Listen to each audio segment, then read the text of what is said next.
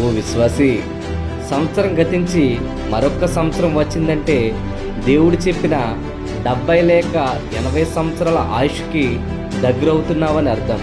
తరం వెంబడి తరం గతించిపోతుంది తప్ప సూర్యుని క్రింద నూతనమైనదంటూ ఏమీ లేదు.